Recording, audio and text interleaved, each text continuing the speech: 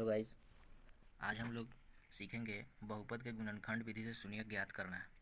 इस वीडियो को देखने के बाद आप लोग किसी भी बहुपद के शून्यक बहुत ही आसानी से निकाल सकते हो और ये क्वेश्चन बोर्ड एग्ज़ाम में हमेशा पूछा जाता है और आगे भी आप लोगों के लिए बहुत ही काम आने वाला है। तो वीडियो को बिल्कुल भी स्किप मत कीजिएगा और वीडियो में पूरा बने रहिएगा। और इस वीडियो को देखने के बाद दूसरी कोई भी वीडियो देखने की ज़रूरत नहीं पड़ेगी। और चलिए, ये जो 4 क्वेश्चन दिख रहे हैं आप लोगों को, इस क्वेश्चन को सोल्व करने की कोशिश करते हैं। और ये जब 4 क्वेश्चन बन जाएंगे उसके बाद आप लोगों को किसी भी बहुपद का शून्यक ज्ञात करने में कोई कठिनाई नहीं होगी। तो चलिए हम एग्जाम्पल नंबर 1 को सोल्व करते हैं और उसका शून्यक ज्ञात करके देखते हैं।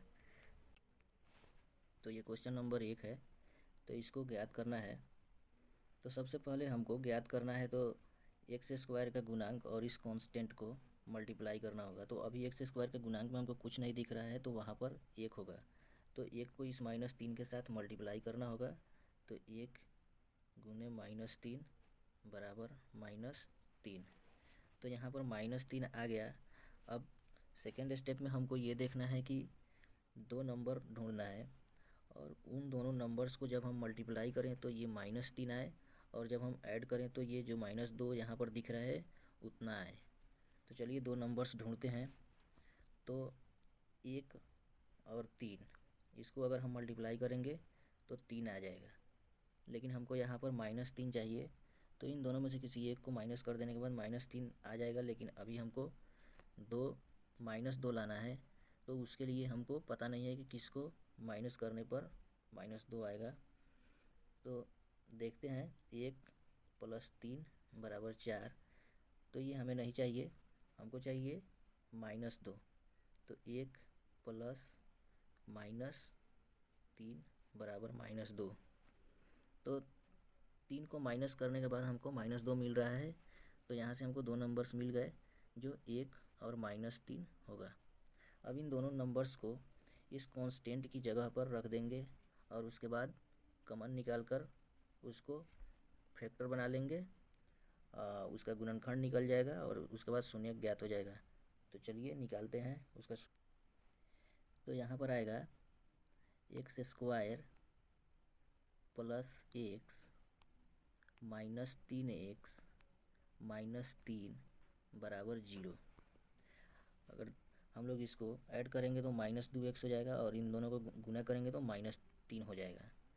तो इस तरह से हमने 2 नंबर्स फाइंड कर लिए और -2 को ब्रेक करके इतना लिख लिए। उसके बाद अब हम इन दोनों को, अब इन टर्म्स को पेयर बनाकर रखेंगे और उसके बाद कॉमन लेंगे। तो चलिए, एक पेयर ये हो जाएगा और एक पेयर ये हो जाएगा।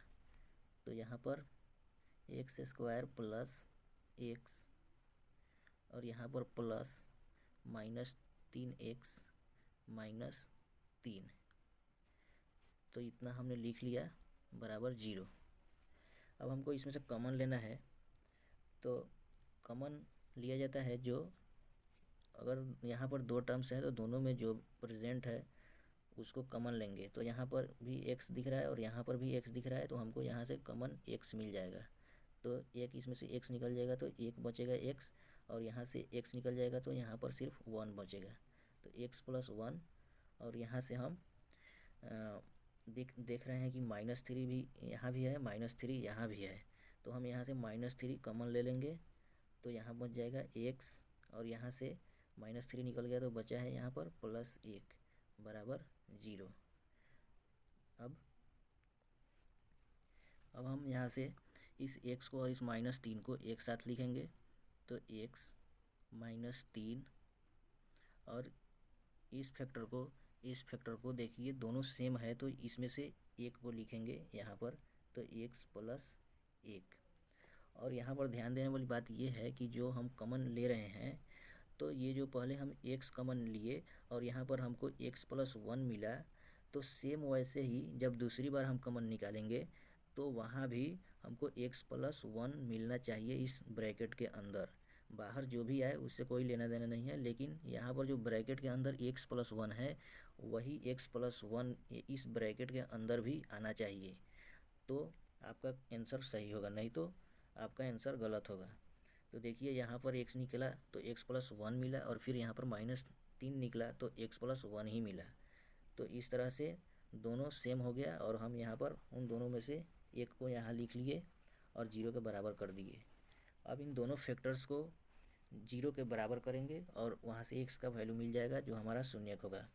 तो x-3 बराबर 0 और फिर यहाँ x+1 बराबर 0।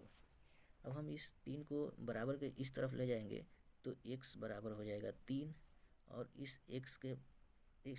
x+1 में से एक को बराबर के इस तरफ ले जाएंगे तो ये हो जाएगा x बराबर -1। तो इस तरह से आप लोग देख सकते हैं कि यहाँ पर x बराबर 3 और x बराबर -1 आया। तो इसको हम सीधा लिख सकते हैं 1 बराबर -1, 3। तो इस जो बहुपद का शून्यक है वो -1 और 3 है। तो इस तरह से आप किसी भी बहुपद का शून्यक निकाल सकते हो, जो कि बहुत ही आसान है। तो जो भी बचे हुए क्वेश्चंस हैं उस क्वेश्चन को हम नेक्स्ट वीडियो में बनाएंगे, क्योंकि ये वीडियो बहुत ही लंबी हो जाएगी। तब तक आप लोग उसको सोल्व कर सकते हो और सोल्व करके आप लोग कमेंट में उसका आंसर बता सकते हो। और इस वीडियो में कोई डाउट हो तो आप लोग कमेंट में ज़रूर पूछ सकते हो और व्हाट्सएप पर भी आप लोग कांटेक्ट कर सकते हो। Thank you.